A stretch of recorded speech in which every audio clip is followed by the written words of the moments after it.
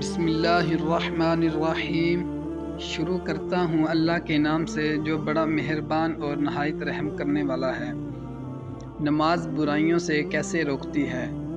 میرے شیخ و مرشد حضرت مسیح الامت رحمۃ اللہ علیہ نے ایک واقعہ سنایا تھا کہ کسی زمانے میں ایک چور تھا۔ وہ ایک بادشاہ کے محل میں چوری کرنے کے ارادے سے گیا۔ رات کا وقت تھا اور محل کے ایک کمرے سے بادشاہ اور اس کی بیوی کی گفتگو کی آواز آ رہی تھی۔ وہ کھڑے ہو کر سننے لگا۔ اگرچہ ایسا سننا ناجائز ہے، حرام ہے، چوری ہے، لیکن چور چوری ہی کرنے آیا تھا تو اسے سننے میں کیا چیز مانی ہوتی؟ آخر کو وہ چور ہی تو تھا۔ تو اس نے سنا کہ بادشاہ اپنی بیوی سے کہہ رہا ہے اور اس کی بیوی ہاں میں ہاں ملا رہی ہے کہ میں اپنی بیٹی کی شادی ایسے مرد سے کروں گا جو نہایت متقی و پرہیزگار ہو، جو بہت بڑا اللہ والا ہو۔ میں میری بچی کی کسی اور سے شادی نہیں کروں گا۔ جب چور یہ بات سن رہا تھا تو اس کے دل میں آیا کہ کیوں نہ میں ہی کچھ ایسا بن کر دکھاؤں کہ میرے ہی ساتھ شہزادی کی شادی بادشاہ کر دے۔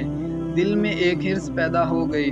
اب وہ چوری کو تو بھول گیا لیکن دھوکہ پر اتر آیا اور گھر میں جا کر بہت دیر تک سوچنے لگا کہ کس طرح میں اس بات میں کامیاب ہو سکتا ہوں۔ تو ایک تدبیر اس کی سمجھ میں آئی کہ بادشاہ کے محل کے قریب ایک مسجد ہے۔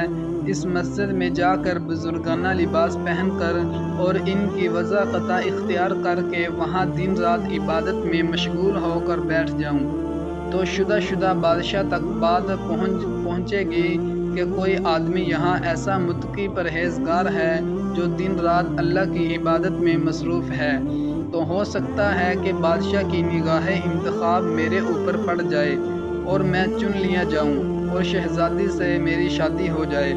بھائیو، یہ اس کا ایک نہایت حقیر اور ذلیل دنیوی مقصد تھا جس کے لیے اس نے یہ ارادہ کیا، اور اس نے اپنے پروگرام کے مطابق بزرگانہ لباس و پوشاک وضاحت اختیار کر کے اس مسجد میں جا کر نمازوں پر نمازیں، ذکر و تلاوت، مراقبہ سب شروع کر لیا۔ اب زمانہ چلتا رہا، لوگوں میں شہرت ہوتی گئی کہ کوئی اللہ کے بہت بڑے ولی یہاں آ گئے ہیں جو دن رات عبادت کرتے ہیں۔ اب اس کی وجہ سے لوگوں کی آمد و رفت کا ایک سلسلہ شروع ہو گیا، یہاں تک کہ بادشاہ تک خبر پہنچ گئی کہ یہاں کوئی اللہ والے آ کر بیٹھے ہیں۔ ہے تو جوان لیکن زہد و عبادت میں لاجواب، تقویٰ و طہارت میں بے نظیر۔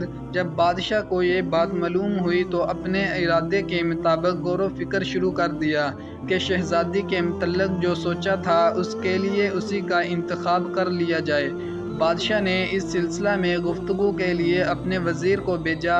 وزیر اس شخص کے پاس مسجد میں پہنچا اور اس نے باادب اس سے کہا کہ میں آپ کی خدمت عالیہ میں بادشاہ جہاں پناہ کی طرف سے آیا ہوں ایک پیغام لے کر۔ اس نے کہا کہ کیا پیغام ہے؟ وزیر نے بتایا کہ بادشاہ نے کئی سال پہلے یہ فیصلہ کر لیا تھا کہ اپنی لڑکی کا نکاح ایک ایسے شخص سے کریں گے جو بڑا ہی متقی و پرہیزگار ہو، اللہ والا ہو، اور وہ اس کی تلاش میں تھے۔ اب جو نظر گئی تو نظر انتخاب آپ پر آ کر رک گئی ہے، لہٰذا بادشاہ نے مجھے بھیجا ہے کہ اس سلسلے میں آپ سے گفتگو کروں۔ اگر آپ اس کے لیے تیار ہو تو فرمائیے، اگلی نشست کے اندر اس سلسلے کی کوئی کارروائی آگے بڑھائی جائے گی۔ یہ شخص جو دراصل اسی تمنا و آرزو میں یہاں آ کر بیٹھا تھا، وہ بہت دیر تک یہ وزیر کی گفتگو سنتا رہا۔ اس کے بعد اس کی آنکھوں سے آنسو جاری ہو گئے۔ وزیر نے پوچھا کہ کیا بات ہو گئی؟ تو کہنے لگا کہ آج جو پیغام لے کر آپ آئے ہیں یہ پیغام مجھے منظور نہیں ہے۔ وزیر نے کہا کہ کیوں منظور نہیں؟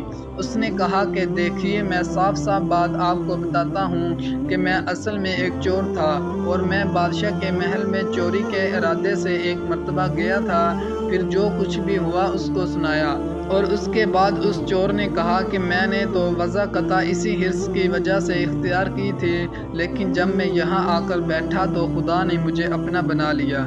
اب بس اس کے بعد مجھے کسی کی ضرورت نہیں ہے۔ اللہ اکبر۔